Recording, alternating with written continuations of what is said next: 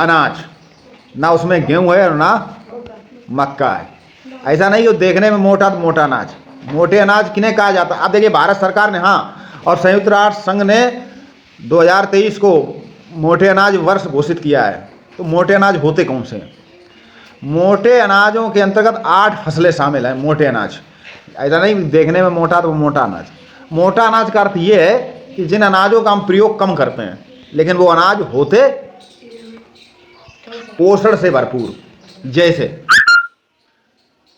ज्वार, बाजरा, रागी, सांबा, कंगनी, चीना, कोदो, कुटकी और कुट्टू को मोटा अनाज की फसल कहा जाता है। ये फसलें आमतौर पर सीमांत और असिंचित ऐसी जगह इनकी खेती करी जाती है, खेती करी जाती है जहाँ सिंचाई की कम व्यवस्था होती है, यानी कि कम सिंचाई में भी ये अनाज पैदा होते हैं और इससे उपज स्थायी खेती। अब देखिए, बहुत से क्षेत्र ऐसे हैं जहाँ सिंचाई की व्यवस्था नहीं है या वहाँ पानी कम है, अंडरग्राउंड वाटर।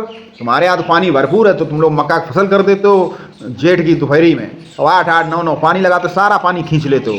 आपका क्षेत्र डार्क जोन में आ चुका है। डार्क जोन का मतलब कि आज हम जो नल में पानी पी रहे हैं वो सब विषैला हो चुका है।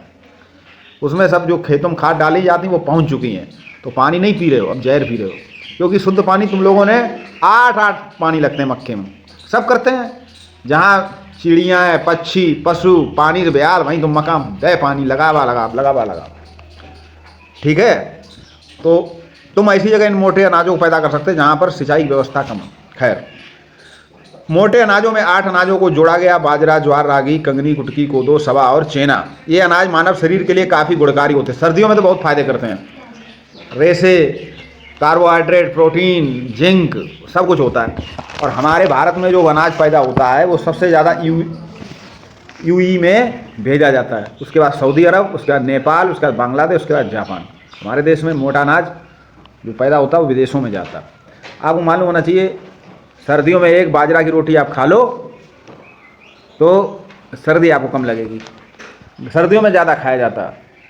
बहुत गंभीर से गंभीर बीमारियों को भगाने की क्षमता रखते हैं मोटे अनाज। तो सिर्फ गेहूँ और मक्का ही नहीं, इन मोटे अनाजों को भी खाना सीखो। देखिए, गेहूँ और मक्का ये बीमारी, बहुत सारी बीमारियाँ, गेहूँ की रोटी ज़्यादा खाना। पहले तो ये कहा गया है कि खाना ही नहीं ज़्यादा खाना चाहिए।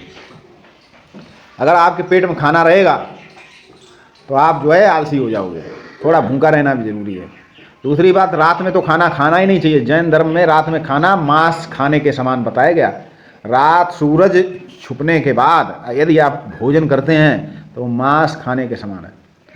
रात का भोजन नहीं करना चाहिए। क्यों नहीं करना चाहिए रात भोजन? क्योंकि भोजन को पचाने के लिए ऑक्सीजन की ज़रूरत होती है, और सूरज छिपने के बाद वायुमंडल में ऑक्सीजन की मात्रा कम हो जाती है। तो रात में जो भी खाओगे पूरा पचेगा नहीं, धीरे धीरे तुम्हारे पेट में सड़ाएगा, तुम्हारी बुद्धि भ्रष्ट कर देगा। इसलिए दिन में जितना खा सकते हो खाओ, सूरज छिपने के बाद नाम मात्र का भोजन करना चाहिए।